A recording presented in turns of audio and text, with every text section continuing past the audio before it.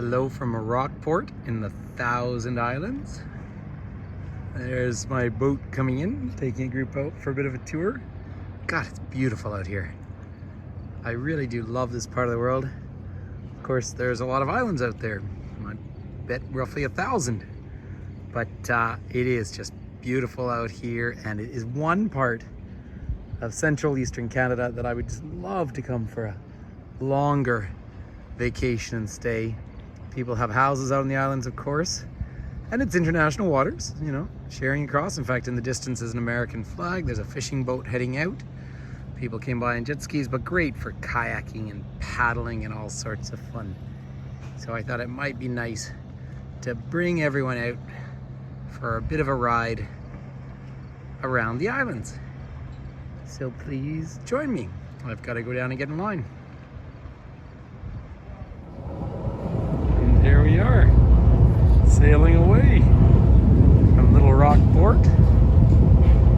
And on the Rockport cruises, I really like these people. Now they're gonna get on and start making a bit of a hello pretty soon, but there's some of the islands, of course, out there. What a day. I can tell you my temptation to jump off in some of this water is very high. There's a viewing tower. Now, in the distance, there's a bridge over the United States. New York State on the other side. There's all the safety announcements coming in. Just give you a little view out here. And this is some of that early 19th century money all through this area.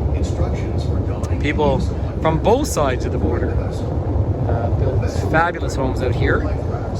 Canada in 1826 up to 1832 built the whole Rideau Canal system to connect Kingston up to Ottawa. Well, it was Bytown at the time, but then on to Montreal, so that they didn't share a border with the United States, so that in case of war they couldn't cut off the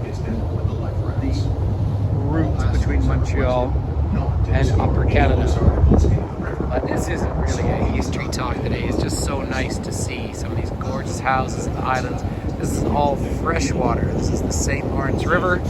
Oh, 50 kilometers behind me is Kingston, where Lake Ontario pours into here, and eventually all of this water finds its way all the way out into the Gulf of St. Lawrence and the Atlantic Ocean. So it's one of the world's truly great waterways.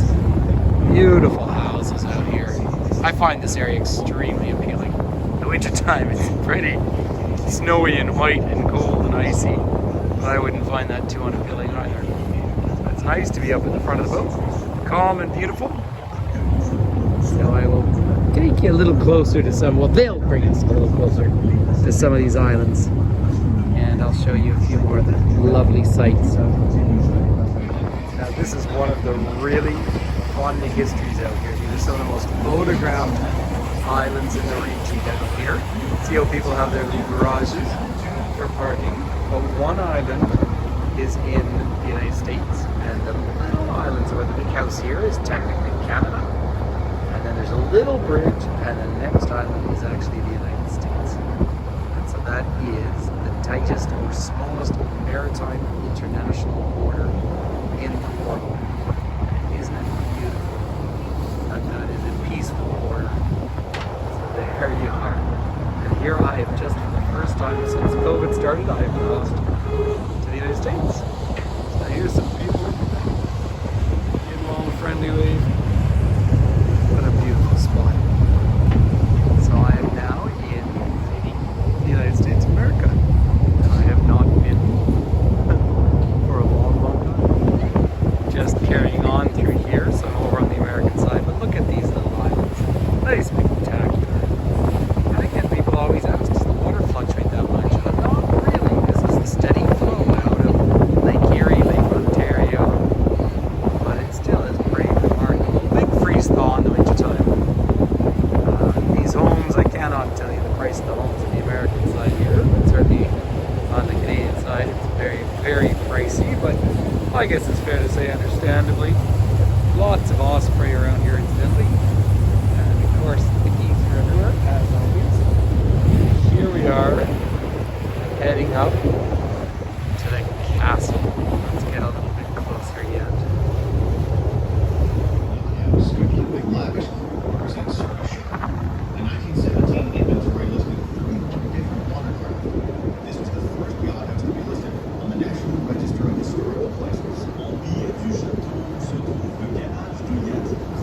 literally built as a castle for someone who in the end never came here. Have a look down through here. Try not to talk over the boat here.